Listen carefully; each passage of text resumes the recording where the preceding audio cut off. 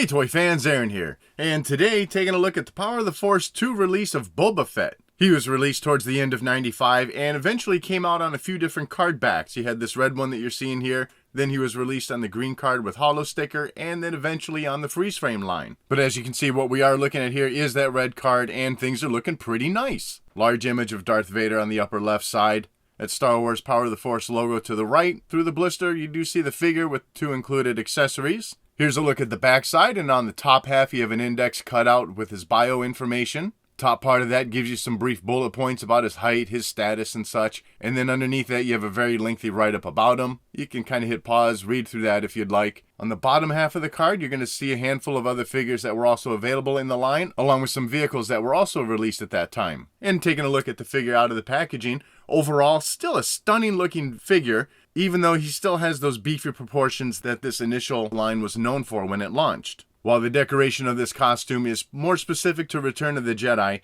guess you'd say this is really more of his prototype uniform look, and from what I can tell, it's more due to the way his gloves look. In the movie, they weren't brown and certainly didn't have these circles on them. And speaking of those black circles, that was a major source of variations on this figure. You had him released with the full circle that you're seeing here. He also had what was called the half circle, as you can see that I have still on the card. And there was a release where there were no circles painted on. Heading in for a closer look at the helmet. And overall, very nice paint job going on here. You're still not going to get that articulated rangefinder yet. That's going to come on later releases in the line. But you do have a touch of black painted on the top and some silver painted in for the stem of it. Otherwise, throughout the rest of that helmet, nice green color. You got a fair amount of silver painting being done in there to show off some of that paint chipping off the helmet. The yellows are painted in very nicely.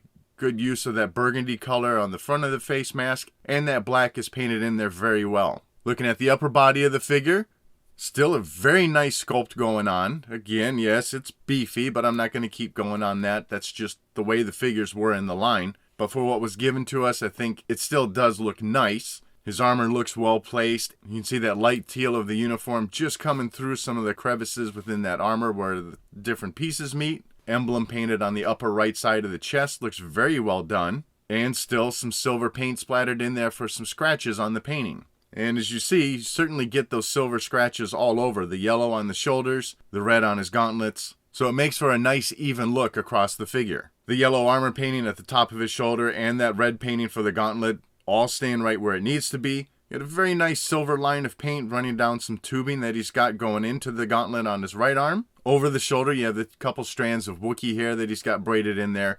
Nice texturing for those braids.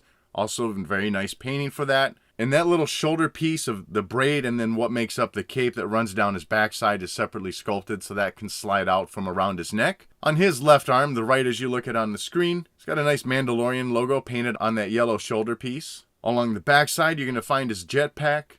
Great use of colors in here. Nothing bleeding over the edges. You still have some silver painting being done to make up some scrapes in that paint job. And that jetpack is also removable. It's got a little, I guess you'd call it maybe a T-slot. Slides up and off the figure. Across his waist, you got a simple belt painted in here. Nice burgundy color. Some large pouches sculpted and then painted off on the sides of his legs. On the front of his thighs, you see you got some pockets sculpted in there. And then continuing down at the kneecaps, he's got his yellow armor painted in there. Once again, some nice silver scrapes being painted also. And that yellow painting, as it did on the prototype uniform, continues around the back side of the leg. And then for his boots, sculpting looks pretty good. Not a ton of detailing, but it still seems to match up with what he was wearing. And they're painted in a nice gray color, certainly separating it out from the pant legs. One final thing on this figure as a whole. Due to the weight of the jetpack and his cape, he is a little bit back heavy. But, play with the legs a little bit and you're still going to be able to get him to stand up on his own. As far as articulation, without that cape piece on, his head would be able to swivel a full 360. But with it on over the shoulders, you're only going to get a little bit of side to side before it starts really pushing that shoulder piece kind of in an awkward position. You're going to get a full swivel at the shoulders. His waist rotates around a full 360.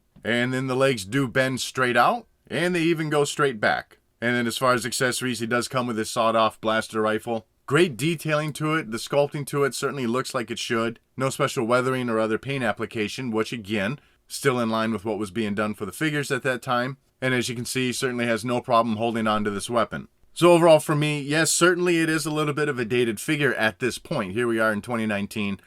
And we received a lot of better looking Boba Fetts. But as I've said before, that the figures from that Power of the Force 2 line that they launched in 95, I still like them. There was certainly a charm to the figures.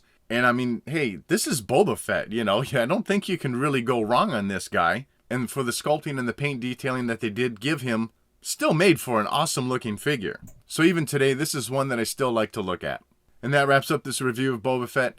Definitely let me know what your thoughts are on this figure in the comment section below. And as always, thanks for watching.